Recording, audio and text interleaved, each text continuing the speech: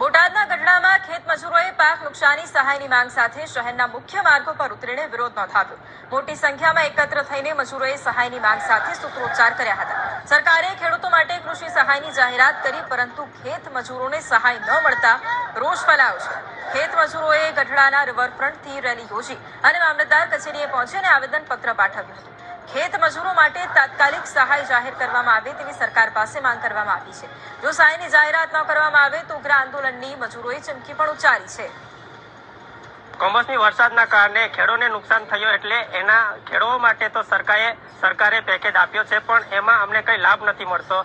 એટલા માટે અમે આજે બધા ભેગા થઈને આ માંગમાં જે અમે જે ટકાવારી પ્રમાણે અમે અહીંયા ભાગે રાખી છે, ટકાવારી પ્રમાણે અમને પણ એમાં જે રૂપિયા મળ્યા છે એની અંદર ટકાવારી પ્રમાણે અમને પણ મળે એ માટે અમે માંગ કરીએ છીએ। મામલતદાર કચેરી આજે અમે ભેગા થઈને આવ્યા છીએ અને અમને અહીંયા ન્યાય નહીં મળે તો અમે ગાંધીનગર સુધી ઉગ્ર આંદોલન કરીશું। નુકસાન થયું છે તો ખેડૂતને મુઆવજો મળી ચૂક્યો છે, તો અમારી માંગે બી એ છે કે અમને પણ સરકાર થોડોક સહાય આપે તો અમને પણ સારું લાગે અને અમારા પણ બાળ બચ્ચા છે। અમે 500-600 કિલોમીટરથી અમે આવ્યા છીએ, તો અમે પણ આવું નિરાધાર ન થાય એ માટે સરકારને નિવેદન છે કે અમને પણ થોડુંક આપે।